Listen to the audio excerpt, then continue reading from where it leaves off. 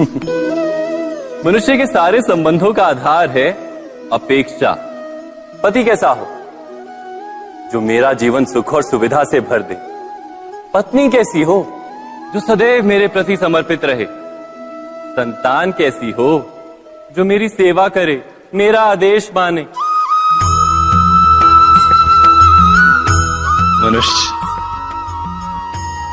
मनुष्य उसी को प्रेम भी कर पाता है जो उसकी अपेक्षा पूर्ण करता है। और अपेक्षा की तो नियति है भंग होना। कैसे? क्योंकि अपेक्षा मनुष्य के मस्तिष्क में जन्म लेती है। कोई अन्य व्यक्ति उसकी अपेक्षाओं के बारे में जान ही नहीं पाता। पूर्ण करने की प्रामाणिक इच्छा हो तब भी कोई मनुष्य किसी की अपेक्षाओं को पूर्ण नहीं कर पाता। और वहां से जन्म लेता है संघर्ष। सारे संबंध संघर्ष में परिवर्तित हो जाते।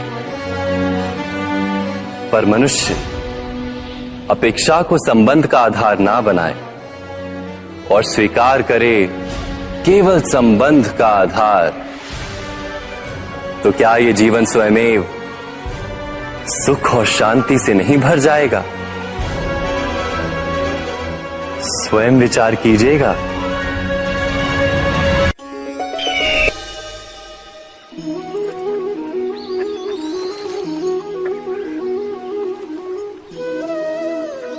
समय के आरंभ से ही मनुष्य को एक प्रश्न सदा पीड़ा देता है कि वो अपने संबंधों में अधिकतम सुख और कम से कम दुख किस प्रकार प्राप्त कर सकता है।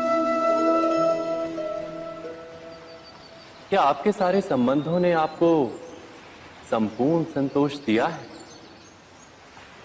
विचार कीजिए। हमारा जीवन संबंधों पर आधारित है। हमारी सुरक्षा संबंधों पर आधारित है। इसी कारण हमारे जीवन के सारे सुखों का आधार भी संबंध है। किंतु फिर भी हमें संबंधों में ही अधिकतर दुख क्यों प्राप्त होते हैं? सदा ही संघर्ष भी संबंधों से ही उत्पन्न क्यों हो जाते हैं? कभी विचार किया है? जब कोई व्यक्ति किसी अन्य व्यक्ति के विचार अथवा कार्य को स्वीकार नहीं करता, उसमें परिवर्तन करने का प्रयत्न करता है, तो संघर्ष जन्म लेता है। अर्थात जितना अधिक अस्वीकार उतना ही अधिक संघर्ष, और जितना अधिक स्वीकार उतना ही अधिक सुख। क्या ये वास्तविकता नहीं? यदि मनुष्य स्वयं अपनी अपेक्षाओं पर अंकुश रखे, अपने विचारों को परखे, किसी अन्य व्यक्ति में परिवर्तन करने का प्रयत्न ना कर स्वयं अपने भीतर परिवर्तन करने का प्रयास करे, तो क्या संबंधों में संतोष प्राप्त करना इतना कठिन?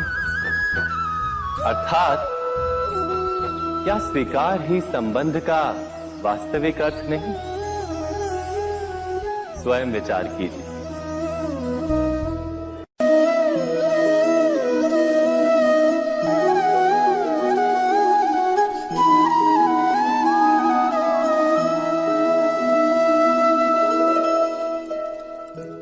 जब किसी व्यक्ति को किसी घटना में अन्याय का अनुभव होता है, तो वो घटना उसके अंतर को झकझोर देती।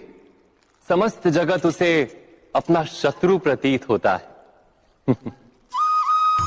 अन्याय लगने वाली घटना जितनी बड़ी होती है, मनुष्य का हृदय भी उतना ही अधिक विरोध